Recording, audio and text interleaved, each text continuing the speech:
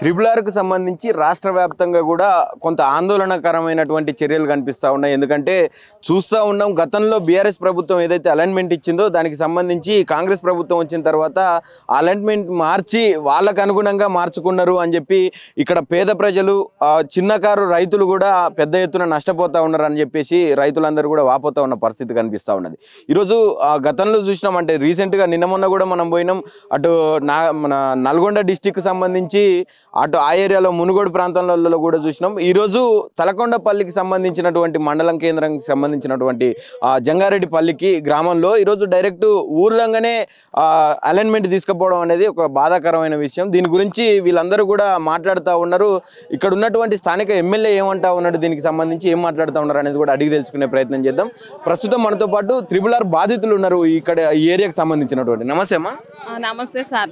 ఏంది, ఎట్లా అసలు ఏమంటా ఉన్నారు? గతంలో ఎట్లా ఉండే అలైన్మెంట్, ఇప్పుడు ఎట్లా వచ్చింది? నేను గతంలో ఉండంటే అట్లా ఉండే సారు. అట్లా ఉంటే ఏమైందంటే మాకు ఇట్లా వద్దు, మేము ప్రజలము మేము ఆగమైపోతున్నాము, ఉన్నదే మాకు కొంచెం అంత పొలాలు ఉన్నాయి, మాకు వద్దు అని సార్ అని మస్తు మీటింగ్లకు అట్లా వెళ్తున్నాం సారు. వెళ్తే ఏమైతుందంటే మేము ఈడంగానే వేస్తామని అంటున్నాను. ఎమ్మెల్యే కూడా మా అయిపోయింది అని అంటున్నాను, చేతులు ఎత్తేస్తున్నా సార్ కూడా. ఎమ్మెల్యే కూడా మాకు ఏం చేస్తాను, నేను ఆడంగానే ఓకే అయిపోయింది, నేను ఏం చేయలేను అంటున్నాను. మాకైతే వద్దు సారు, ఈ తొవ్వ లేకున్నా సరే కానీ వద్దంటే వద్దు, మాకు వద్దు, మాకు ప్రజలన్నీ న్యాయం చేయండి మీరే. నాకు ఎకరానే ఉంది సార్, ఆ ఎకరా కూడా పోతుంది. నాకున్నదే మార్చాల్సి వచ్చిందని అడగలేదా ఎమ్మెల్యే గారిని? అడిగిరు సార్, వెళ్ళి అడిగితే నేనేం చేస్తాను, నేను మార్చలేను అంటున్నాడు ఆ సారు. మరి ఇప్పుడు మీరే పరిష్కారం చేయాలి, నాకు తెలియదు అని అంటున్నాడు. అప్పుడేమో ఓట్లు అప్పుడేమో వచ్చి అది దాన్ని చేస్తా ఇది చేస్తా అని చెప్పేసిండు మాకు.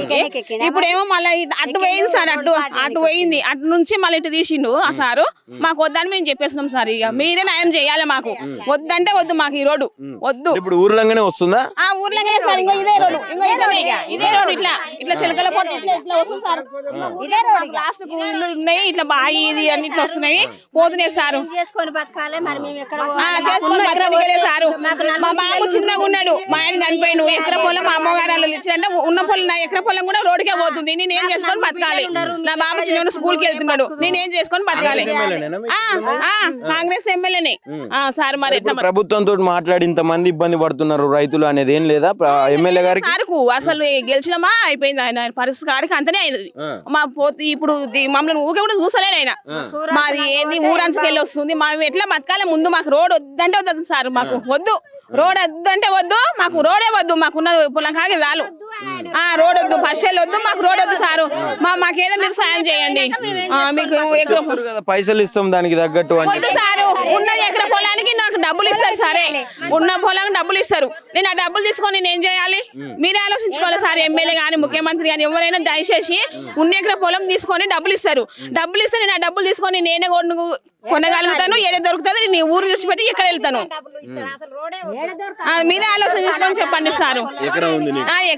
ఎకరనే ఉంది, కొంచెం అది కూడా ఇంత పోతుంది అని అవుతుంది. ఏడ్చినావు చేసినాము. ఒక బాబు చిన్నగా ఉన్నాడు, ఆ బాబుని తీసుకొని నేను ఎక్కడ మీటింగ్ వెళ్తా? వద్దని అడ్డపాడుతున్నా కానీ అవసరం లేదంటున్నా సార్ కూడా. మరి నేను ఎట్లా చేయాలి సార్? ఇప్పుడు ఉన్నదే ఎకరా. ఎమ్మెల్యేనే మీ నియోజకవర్గాన్ని కాపాడుకోవాల్సింది పోయి, అంటే మా ప్రజలు ఇంత ఇబ్బంది పడుతున్నారని చెప్పాల్సింది పోయి, ఆయననే ఏం చేయలేని చేతులు ఎత్తేస్తే పరిస్థితి ఏంటి? మా పరిస్థితి ఏంది చేయరు? మేము పేదలని అన్యాయం చేయొద్దు కదా సార్. ఏదైనా వస్తే కాంగ్రెస్ ప్రభుత్వం వచ్చినప్పుడు నీ వల్ల మేము ఓట్లు వేస్తే నువ్వు వచ్చినప్పుడు నా ప్రజలకు ఇట్లా వచ్చింది, నేను అండగా ఉంటా, నా ప్రజలకు రావద్దని దయచేసి చేయాలి మాకు. మరి ఎట్లా చేయనప్పుడు న్యాయం చేయాలి సార్, మాకు ఎట్లా తిరిగి న్యాయం చేయండి, అట్లనే మాకు కోరుకుంటున్నా సార్. రోడ్ ఎన్ని ఎకరాలు? మాకు 3 ఎకరాలు ఉంటాయి సార్. సారమ్మ 3 ఎకరాలు అంటే 3 ఎకరాలు పోయినాక మరి మేము ఏం చేయాలి సార్? మరి ఏడు దొరకాలి 3 ఎకరాలు, ఏం చేయాలి పైసలు? మరి 3 ఎకరాలు ఇప్పిస్తే చాలేనన్న, 3 ఎకరాలు పోతే 3 ఎకరాలు ఇప్పియమని అంతేగా. మరి పొలానికి పొలం ఇస్తే చాలు, ఎంత పోయినా సరే, 7 సౌట పొలం అయినా సరే కానీ పొలం. 3-4 సార్ కలిసి రాబట్టి కలిసి వచ్చారు, లేదు లేదు ఇక ఈడంగానే అంటారు, ఊళ్ళంగానే వస్తుంది. మరి ఉన్నది పోయినాక ఏం చేయాలి సార్? మరి మేము ఏం చేయాలి? మరి ఉన్నది పోయినా ఇప్పుడు ఊళ్ళకే ఇదే రోడ్, ఇక ఈ రోడ్ నిలబడ్డ కాంచి పోతుంది, ఇదే రోడ్, ఇదంతా మా పొలం, ఇదంతా పోతుంది. ఇక ఆయన ఉన్న కాడిపోయినాక ఏం చేయాలి సార్? మరి ఏం చేసుకొని బతకాలి? మరి ఆయన అంటే గెలిచి పెట్టిండు, మందిని మూస్తాడు, బతుకుతాడు. మరి మేమేం చేసి బతకాలి?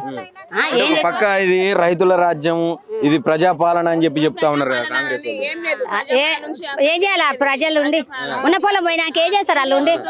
మరి ఏం చేయాలి? ఏడవై బతకాలి. మరి ఇంతమందికి ఏమైనా పని చూపిస్తే పోతాంగా?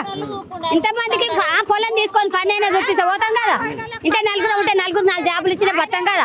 పొలం లేకున్నా సరే బతాం కదా? మరి ఉండాలి కదా? తీట వాడి గెలిచినాడు, ఊరంతా తీట గెలిచినాడు ఆయన. మా ఊరంతా మాకు గెలవాలి మంచిగా. నారాయణ రెడ్డి అవుతాడు, ఏ పనికైనా మనకు అండువాళ్ళు ఉంటాడంటే గెలిపించినాక ఊరంతా తీస్తాడు. ఊరు పక్కలుండే గెలిపించారు కదా? ఊరు పక్కలు ఉండడు మంచోడు, పటేలు గెలవాలని గెలిపించినాక ఇంకా ఊరు వాయే పొలం పోయినాక మరి ఏం చేయాలి? మరి ఏం చేయాలి సార్? మరి ఏం చేసి బతకాలి? మరి కాళాపురం పోయినా పోతే వాళ్ళది పోయింది మాది పోయింది అనుకుందిగా. మరి కాళాపురం పోదు, జగరేపల్లి మొత్తం పోతాది. ఎందుకు మార్చాల్సి వచ్చింది అనుకుంటారు? అంటే మీ మనసులో ఏమున్నది? ఆయన అక్కడ పాతది గతంలో ఒక 5-6 కిలోమీటర్ల ముందుకు ఇచ్చిండే, ఇప్పుడు మార్చిరు మా ఊర్లంగా పోతుంది అంటున్నారు. అసలు ఎందుకు మార్చాల్సి వచ్చింది అనుకుంటున్నారు? ఎమ్మెల్యే గారే మార్చిండు. ఎమ్మెల్యే గారి పొలం ఉంది అక్కడ, మత్తు ఉందంటే ఆయన పోతానే మా ఊరు విధంగా పెట్టిండు. అంటే ఇప్పుడు ఆయన పొలం పోవద్దు కానీ ప్రజలు ఇబ్బంది పడితే పర్లేదా? పేదోళ్ళదే పోతుంది కదా సార్, ఉందనే పోతలేదు, అంతా పేదోళ్ళదే పోతుంది. 1-2 ఎకరాలు ఉన్నాడు నాకు మరి ఎడుకోవాలి మేము. మరి మాకు కూడా ఏదైనా జాబులు చూపించా. ఉన్న 3 ఎకరాలకు 3 ఎకరాలు ఇస్తే మాట అంటున్నావా? 3 ఎకరాలకు 3 ఎకరాలు ఇస్తే అయిపోతుంది. పొలం చూపించాలి మాకు, పొలం పైసలే వద్దు. ఏం భరోసా ఇస్తలేడా ఎమ్మెల్యే? ఏం ఇస్తలేడు ఆయన, ఊళ్ళకే వస్తలేడు, ఊళ్ళకే రాకపోయి ఏం ఇస్తాడు? ఇక ఏంది 7 రూపాయి కూడా ఏడు చేసినాక రూపాయి కూడా ఇయ్య కూడా ఇట్లా వస్తామంటే రోడ్డు వేయడానికి ఎవడు ఇస్తాడు? ఎవడు కూడా మార్పు రావాలి మాకు, కాంగ్రెస్ రావాలి, మార్పు కావాలి మాకు అని చెప్పి వేసారు కదా ఓట్లు. కాంగ్రెస్ వచ్చినందుకే మంచిగా చేసిండు. వచ్చింది, మంచిగానే వచ్చింది, మంచిగా వచ్చింది. ఇక మార్కు మంచిగా వచ్చినందుకే ఊరంతా నుండి మంచిగా చేసిపోయిండు.